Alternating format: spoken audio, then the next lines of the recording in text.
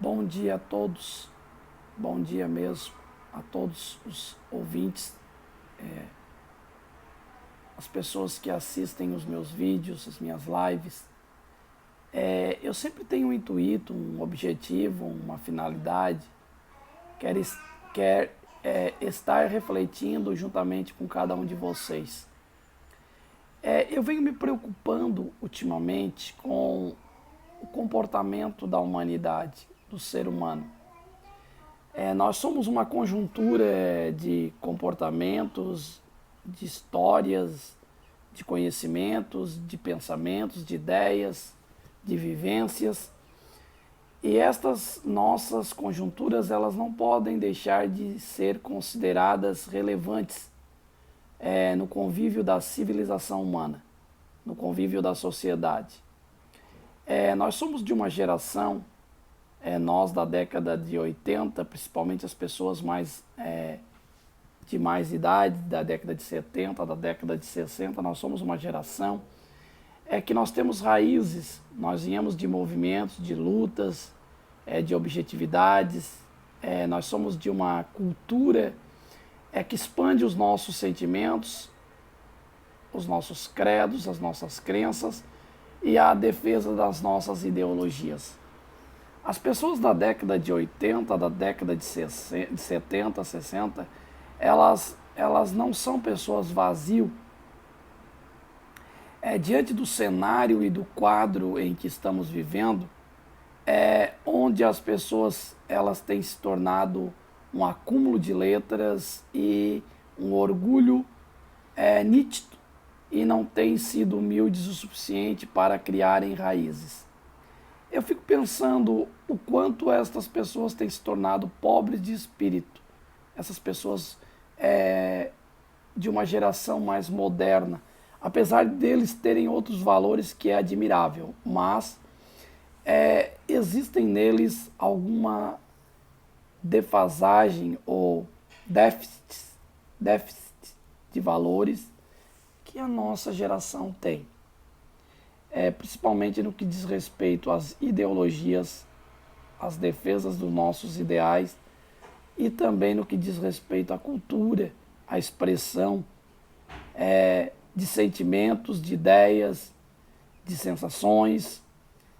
Como a nossa geração ela foi mais rica neste quesito do que as novas gerações. No período escolar, também na universidade, agora em 2000 a 2005, nós nos envolvíamos em movimentos de lutas sociais, objetivando uma utopia de melhoras e qualidades de vida para a população criciumense, catarinense e até mesmo os nossos cidadãos brasileiros. E hoje a gente percebe que não ocorre mais com objetividade, com vida, com certezas, estas lutas e essas objetividades. E no âmbito da cultura, nós percebemos também que está ficando devido à polarização de uma pobreza intelectual nítida. Não há mais produções de qualidade como havia na década de 80, na década de 70, na década de 60, onde ali se manifestaram diversos ícones da nossa cultura brasileira, músicas que tinham sentidos, que tinham mensagens, que tinham identidade. E os ícones, os artistas, eles eram de uma profundidade e reflexão admirável. E vocês precisam ver a humildade que estes seres humanos que são ícones da nossa cultura brasileira, eles revelam. Eu venho assistindo um quadro aqui no jornal Estadão. Semana passada foi entrevistado o Ney Matogrosso e essa semana foi entrevistado o Guilherme Arantes. Nós consideramos dois ícones da cultura brasileira, dois fenômenos da música, com músicas que trazem mensagens e cultura historiográfica e história nos movimentos de lutas por espaço na sociedade através da música. E vendo e ouvindo estes dois artistas depondo, sendo entrevistados, eu fiquei impressionado com a humildade de cada um deles e as características e as particularidades de cada um, a individualidade de cada um, porém, falando de outros artistas que conheceram na época com uma precisão familiar, de cultura, de luta, de identidade, de raízes. E como isto falta atualmente na nossa nova geração de músicos, de artistas, esta identidade, esta luta, esta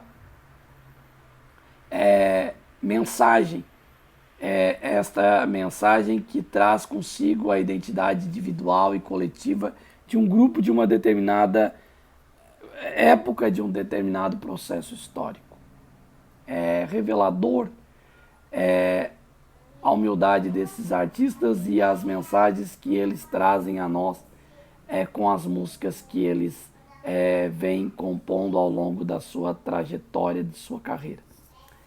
Eu quero trazer a vocês a importância que tem, enquanto nós, seres humanos, revelarmos a nossa identidade, a nossa história, a nossa cultura. Quando as pessoas elas tornam-se cópias uma das outras, o mundo perde sua cor, sua riqueza. Cada pessoa tem sua personalidade, sua identidade, sua cultura, sua particularidade, sua individualidade, tanto no contexto artístico quanto no contexto intelectual, cultural e também no científico. Como é importante cada pessoa ter sua própria identidade, se revelar enquanto pessoas. Depois a gente conversa sobre isso, tá, filha?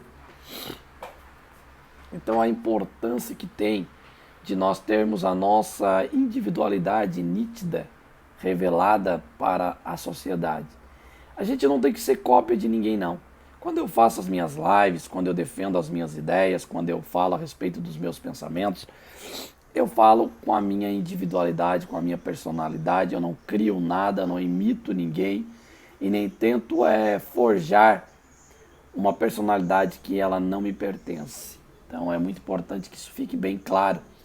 Então, cada pessoa, cada artista, cada ator, cada escritor, cada poeta, cada culto e pessoas influentes do nosso país, e cada pessoa, por mais humilde que seja, revele-se na sua personalidade, na íntegra das suas ideologias, não sendo semelhante ao outro no quesito personalidade, porque a personalidade é algo individual. Então vamos cada um manter a sua. E isto faz com que o nosso país, com que o nosso estado, com que o nosso município torna-se uma riqueza de diversidades no âmbito cultural, social e intelectual. É tão importante que a gente venha ter clareza de que nós vivemos numa sociedade, que nós devemos manter a diversidade de personalidades contidas nos indivíduos. Como eu admiro na história, as pessoas elas tinham uma identidade, elas eram conhecidas pelo nome, pela história, pelo pensamento, pela ideia. Hoje não. Os jovens querem ser todos iguais, caminharem todos numa mesma direção e fica uma personalidade muito superficial, muito artificial e muito supérflua. E eu quero deixar a vocês um pensamento e uma reflexão de que nós somos únicos. E a riqueza que compõe o ser humano é essa personalidade individual, única de cada um de nós, seres humanos. Isso faz brotar em nós o amor, os sentimentos, as lutas e as nossas objetividades e as nossas realizações. Um abraço a todos e tenham todos um bom dia. Até um próximo vídeo.